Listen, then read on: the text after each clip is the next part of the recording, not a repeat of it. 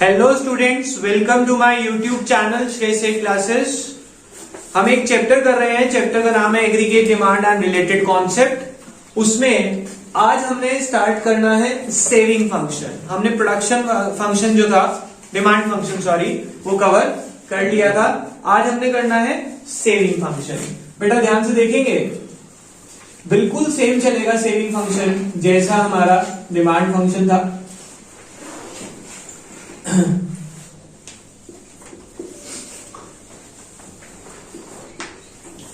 Saving function को हम किस नाम से भी जानते हैं? Propensity to save. जैसे वहां पे था बिल्कुल सेम, प्रोपेंसिटी टू सेव। अब बेटा जब मैंने आपको बताया था वर्ड फंक्शन यूज होता है इको में, it will be a functional relationship. और जब रिलेशनशिप आएगा it will be between two things. पहला जो उसका नाम है सेविंग, ठीक है। और सेविंग का रिलेशन किससे होता है? इनकम से।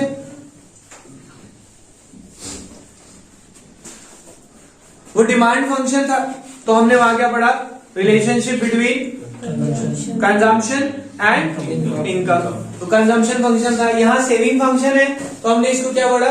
Relationship between saving and income. अब सेविंग और इनकम के रिलेशन को हम क्या बोलते हैं? Saving function.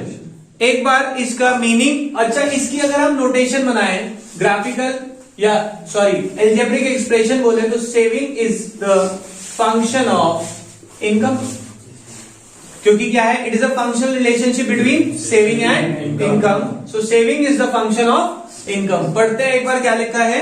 Saving function refers to the functional relationship between saving and the national income, where S is equal to F of Y, where S is saving, Y is national income and F is the functional relationship. अब ध्यान से देखेंगे बेटा, अगर मैं इसका table draw करूं, हमें पता है कि हर इंसान की इनकम जीरो हो सकती है। जीरो होने के बाद जब वो काम करना शुरू करता है तो उसकी इनकम बढ़ती चली जाती है। कंजम्पशन कभी भी जीरो नहीं होती। Even at zero level of income there is some consumption known as autonomous consumption. अब कंजम्पशन जैसे ही इनकम बढ़ती है हमारी कंजम्पशन भी बढ़ती चली जाती है। बट हम क्या मानते हैं कि जिस रेट से इनकम बढ़ी कंजम्पशन उस रेट से नहीं बढ़ती। इनकम 100 से बढ़ी तो हम कंजम्पशन को 80 से बढ़ा रहे हैं।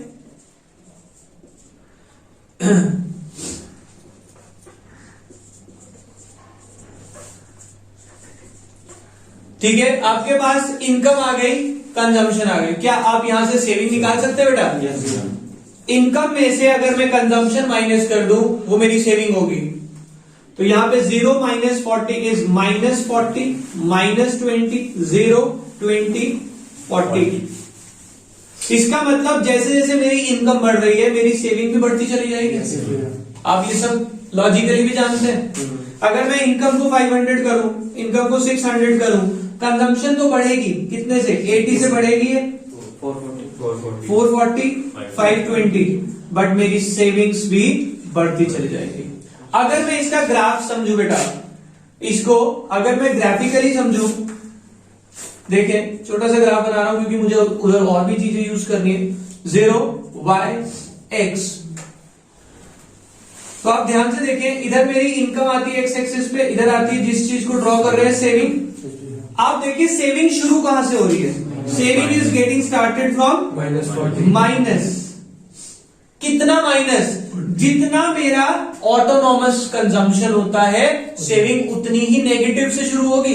क्यों? जीरो लेवल पे जो कंज्यूम किया वो नेगेटिव चला जाएगा उतना ही। इसका मतलब डिस सेविंग जिसे हम बोलते थे, क्या बोलते थे? Dissaving. तो देखो बेटा, अगर मैं इसका ग्राफ ड्रॉ करूं, इधर हमारी इनकम है, इधर हमारी सेविंग्स है। तो सेविंग कब शुरू हो रहा है सर? कहां से?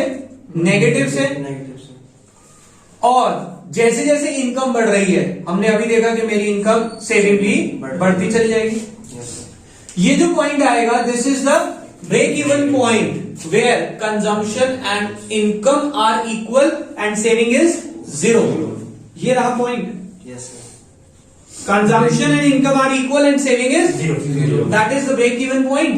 इससे पहले ये जो होती है this is the dissaving, ये क्या है मेरी डिस सेविंग, और इसके बाद मेरी है पॉजिटिव सेविंग, इसके बाद मेरी सारी क्या देंगी positive saving. Check the table and graph in the book. समझ आया? अब इसके बाद इसकी इंपॉर्टेंट ऑब्जर्वेशन लिखी होंगी। नेक्स्ट पेज पे आए, starting point of saving curve.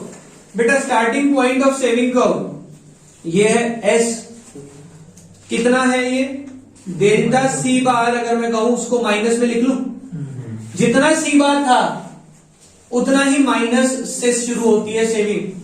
सी बार 40 था तो minus C bar is minus 40, ये वहां से स्टार्ट होगा। समझ आ गई बात?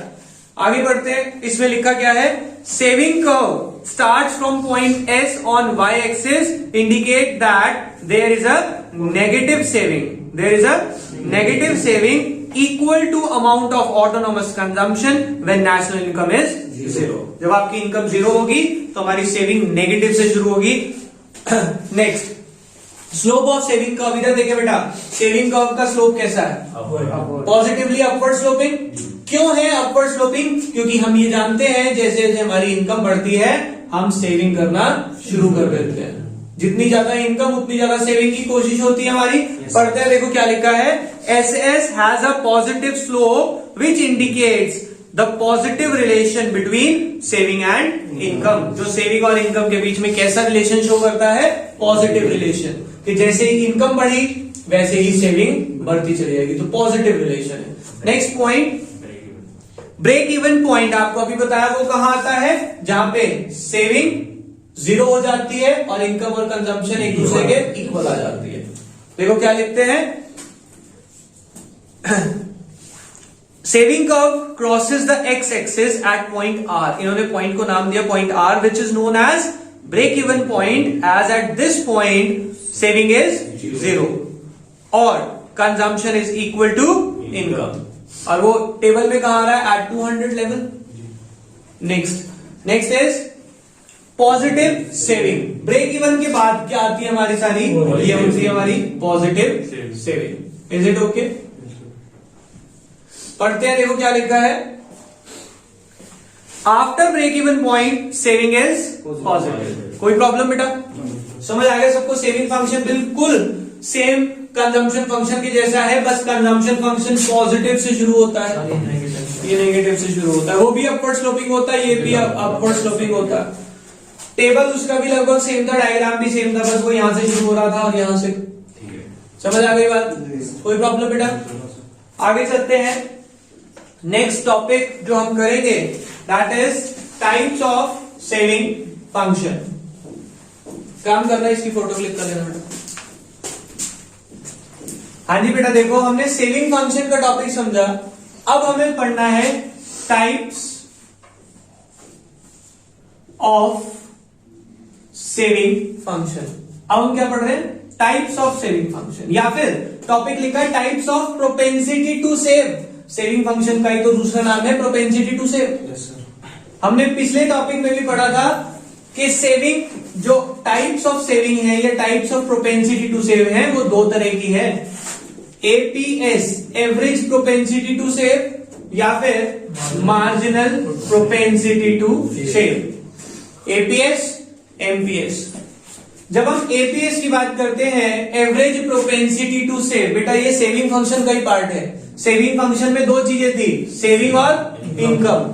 जब हम इन दोनों को रेशियो की फॉर्मेट में पढ़ लें, saving upon income, saving upon income, that is APS, that is. एक बार इसका मीनिंग और फॉर्मूला रीड आउट कर लेते हैं। देखो क्या लिखा है, average propensity to save refers to ratio of saving to the corresponding level of income, कि आपकी सेविंग और इनकम का रेशियो, उसको हम बोलते हैं एपीएस।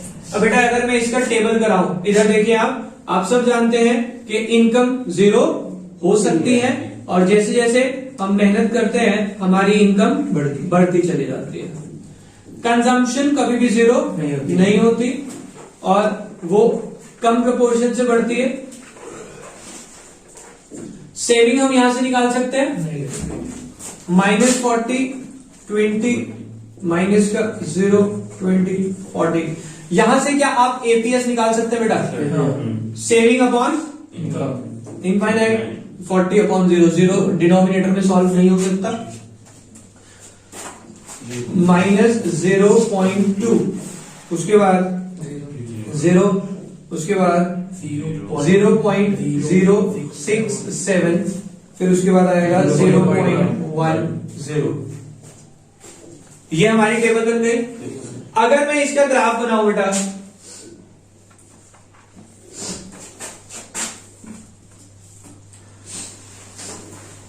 इनकम सेविंग्स, इधर देखेंगे सेविंग कर्व शुरू कहां से होता है बेटा? नेगेटिव से। ये एस एस मेरा सेविंग कर्व है, मुझे एपीएस निकालना है।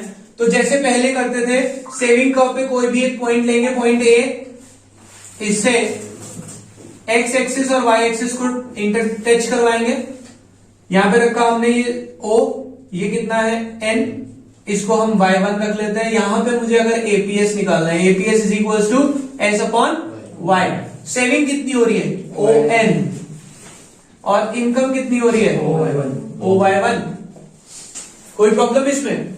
बिल्कुल सेम कंजम्पशन फंक्शन का एपीसी की तरह है, बस वो पॉजिटिव से शुरू होता है, ये नेगेटिव से शुरू होगा। बिल्कुल सेम डायग्राम, टेबल भी सेम, डायग्राम भी सेम। इसकी इंपॉर्टेंट ऑब्जर्वेशन और हम पढ़ लेते हैं, क्या दिया हुआ है हमें, ये ध्यान से समझेंगे तब आपको याद होगी। एपीएस कैन नेवर बी 1 और मोर देन 1। कह रहे एपीएस कभी भी 1 नहीं हो सकता और 1 से ज्यादा नहीं हो सकता। क्यों? ध्यान से समझेंगे बेटा। एपीएस का फॉर्मूला आपने क्या समझा? S upon Y. ध्यान से सोचना, अगर आपने 100 रुपए कमाए, इनकम है आपकी, क्या आप 100 के 100 सेव कर सकते हैं? नहीं कर सकते, कुछ तो कंज्यूम करेंगे ना। अगर आप 100 सेव नहीं कर सकते, यानी कि ये कभी 1 हो ही नहीं सकता। आप, मैं कह रहा हूं सिर्फ 10 रुपए खर्च कर रहे हैं, उसमें से 90 सेव कर रहे हैं, तब भी ये 0.9 आएगा, 1 कभी नहीं हो सकता।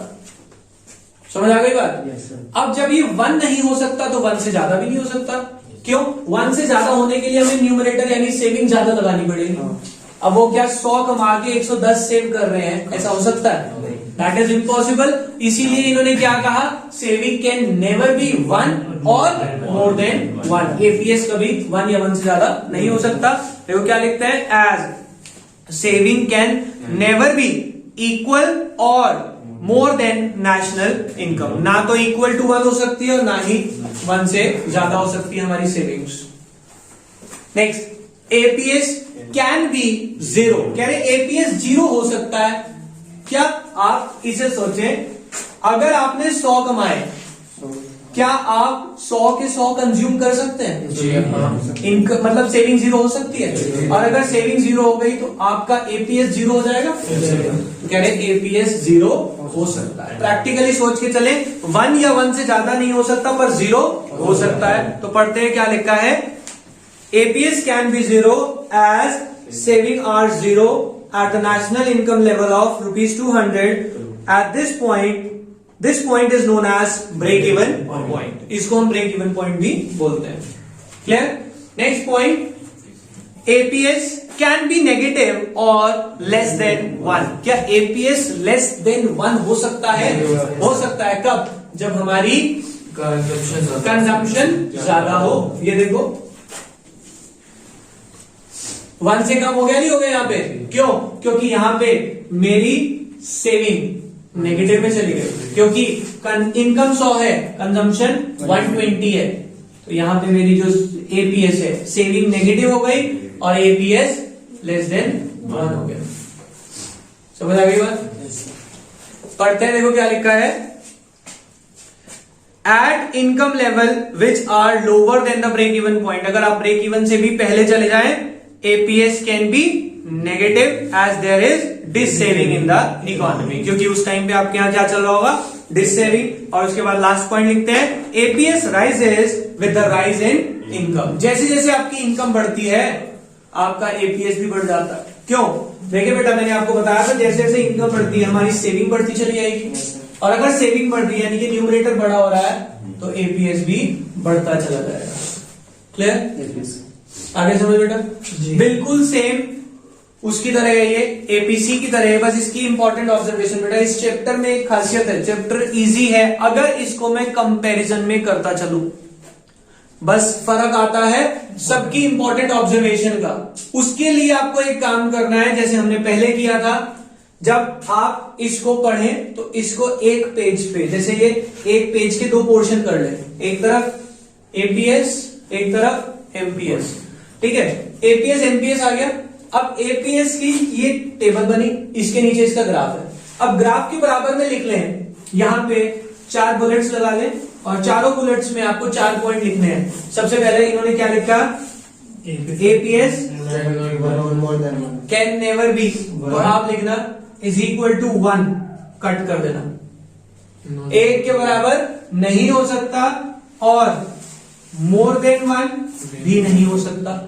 ये तो सब समझते हैं ना, मैथ्स में इससे तो सिंबल यूज करें, ना तो इक्वल टू 1 होगा और ना ही ग्रेटर देन 1 हो सकता है। फिर हम कहेंगे एपीएस इज इक्वल टू 0 हो सकता है, ठीक है। फिर APS can B less then 1 से कम हो सकता है। नेगेटिव लिख दे या फिर लिख दे APS is equal to negative, possible है। इसके हमने क्रॉस नहीं लगाया। और लास्ट पॉइंट क्या लिखा, इनकम, इधर देखिए, इनकम राइजेस एपीएस राइजेस, ये एरो राइज के है ना दोनों। तो इस तरह की समरी आपको बनानी पड़ेगी, अदरवाइज आपको टेबल ग्राफ देख के याद आना चाहिए या टेबल देख के याद आना चाहिए। कुछ पॉइंट्स हमें इसमें देखो, मैक्सिमम पॉइंट जो है टेबल से पता लग जाते हैं। 0 हो सकता है, 0 से कम हो सकता है, ठीक है। फिर आप कहें इज इक्वल टू 1, हो ही नहीं सकता, देखो कहीं भी है। और जैसे जैसे इनकम बढ़ रही है एपीएस भी बढ़ रहा है। ये 3 पॉइंट तो आपको टेबल से ही मिल जाएंगे। एक ये वाला पॉइंट आपको याद करना पड़ेगा, बट इसके लिए आपको वही है सिंपल सी बात, जैसे कल उसने भी बताया कि जितनी बार हो सके रिवाइज करके लिखो, जितना लिखोगे दिमाग में फीड होगा बेटा। ऑब्वियसली कल जिससे बात कर रहे हैं 96 ऐसे नहीं आते, सिंपल सी बात है। तो वो चाहिए तो कुछ आपको समरी बनानी ही पड़ेगी। आगे चलते हैं, एमपीएस के बारे में पढ़ते हैं। एमपीएस बहुत सिंपल है, अगर हमें ये समझ आ गया। मैंने आपको क्या बताया था, एमपीएस यानी मार्जिनल एडिशनल। तो हम ratio of change in saving upon change in income को एमपीएस बोलते हैं। और अगर मैं इसकी टेबल बनाना चाहूं बेटा, देखिए आप, इनकम सेम वही 0, 100, 200, 300, 400, कंजम्पशन 40, 120, 200, 280, 360, सेविंग बेटा पहले सेविंग निकाल दो, -40, -20, 0, 20, 40। बेटा इधर देखेंगे सब चेंज इन इनकम, इनकम में चेंज कितने कितने का आ रहा है, 100, 100, 100, 100। सेविंग में चेंज कितने का आ रहा है बेटा, ध्यान से देखेंगे, पहले 20, फिर 20, 20, 20। बच्चा यहाँ पे पजल हो जाता है, सर 20 का डिफरेंस कैसे आया। इसमें से ये माइनस करेंगे, -20 minus bracket -40, minus minus -20 plus 40 plus minus, sign बड़े वाले का आता है तो डिफरेंस आ गया प्लस का 20। और अगर मैं इसमें से इसे माइनस करूं, 0 -20 और माइनस का 20 तो वो है ही, माइनस माइनस तो आंसर आ गया 20। इसीलिए हर बार देखें 20 - 0, ये तो 20 है ही, 40 - 20, 20, ठीक है। तो इसमें कंफ्यूज मत होना। अब मैं यहां से निकालू MPS, MPS is equal to change in saving upon change in income, 20 upon 100, 0.2, 0.2, 0.2 और 0.2। टेबल समझ आ गया। इसका ग्राफ बनाते हैं, 0 y x income savings. Saving curve शुरू कहां से होगा बेटा, नेगेटिव से, ऐसे से सेविंग कर्व, ठीक है।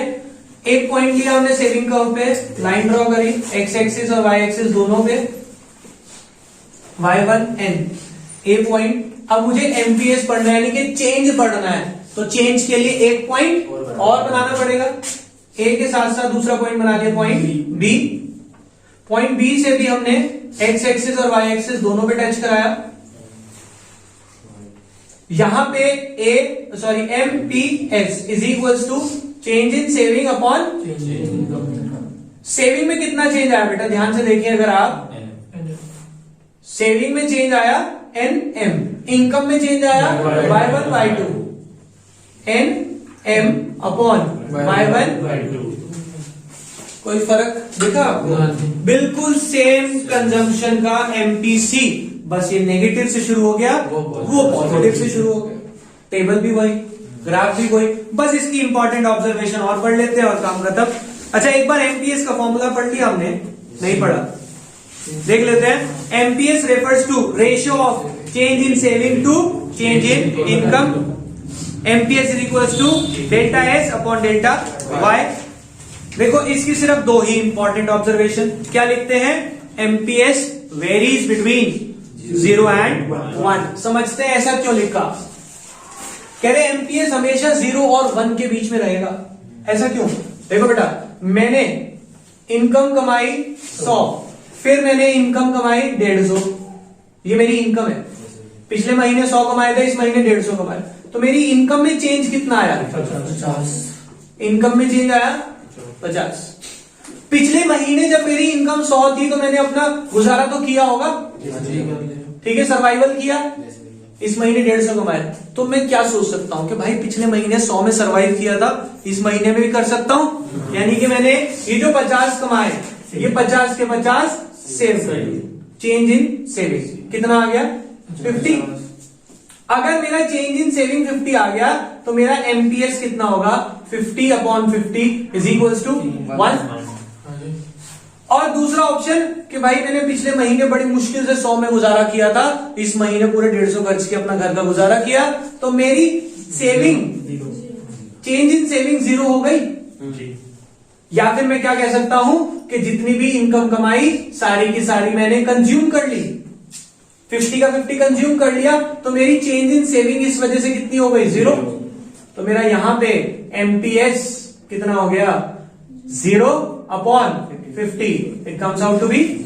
तो कह रहे MPS हमेशा 0 और 1 के बीच में ही रहता है, इसके अलावा इसकी कोई वैल्यू हो ही नहीं सकती। पढ़ते हैं, क्या लिखते हैं? MPS varies between 0 and 1 because if entire additional income is saved, change in consumption, then MPS is equals to 1. MPS 1 हो जाएगा अगर सारा का सारा सेव कर लिया। However, if entire additional income is consumed, सारा कंज्यूम हो गया, change in saving is 0, then MPS will be 0. समझ आ गई बात? Next is the difference between APS and MPS. पहला तो बेटा meaning, it is the ratio, it is also the ratio. ये रेशियो है सेविंग और इनकम की, ये रेशियो है change in saving to change in income. दूसरा, चलो एक फॉर्मूले का बना लेना, पहले सेकंड पॉइंट पढ़ते हैं। Value less than 0।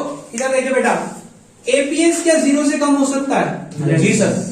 देखो माइनस में हो रहा है जब आपकी डिस सेविंग चल रही है मार्केट में, आपके लाइफ में डिस सेविंग चल रही है, यानी कि जब आपकी कंजम्पशन ज्यादा है इनकम से तो आप 0 से कम में जा सकते हैं। क्या एमपीएस 0 से कम हो सकता है? No, it can never be less than 0। 0 से कम आने के लिए आप सोचिए क्या करना होगा कि आपको अपनी saving, change in saving, saving नहीं, चेंज इन सेविंग नेगेटिव में लानी होगी। मतलब अगर मैंने इस महीने 100 कमाए, अगले महीने 150 कमा रहा हूं, तो वो नेगेटिव में कब आएगी कि पिछले महीने तो 100 में गुजारा करा, इस महीने 150 कमा के 160 खर्च कर रहा हूं। क्या पॉसिबल है? तो बेवकूफ कहेंगे ना सारे कि भाई पिछले महीने 100 में भी गुजारा कर लिया, इस महीने 150 कमाए और 160 खर्च कर रहा है। इट इज इम्पॉसिबल, ऐसा कोई नहीं करेगा। तो इसलिए एमपीएस कभी भी नेगेटिव में नहीं जा सकता, 0 से कम नहीं हो सकता। आगे चलते हैं, फॉर्मूला हो गया। अच्छा, आपके पास अगर आता है ये 5 नंबर में, 3 तो ये आ गए पॉइंट, एक टेबल और एक ग्राफ। तो 5 नंबर का क्वेश्चन भी बहुत इजीली कवर हो जाता है इसमें हमारा। यहां पे हमारा एपीएस नहीं, पूरा प्रोपेंसिटी टू सेव खत्म हुआ, कंजम्पशन फंक्शन कर लिया, सेविंग फंक्शन कर लिया, बिल्कुल एज इट इज सेम है। नेक्स्ट टॉपिक जो है वो हम करेंगे नेक्स्ट क्लास में। अभी के लिए बाय बाय।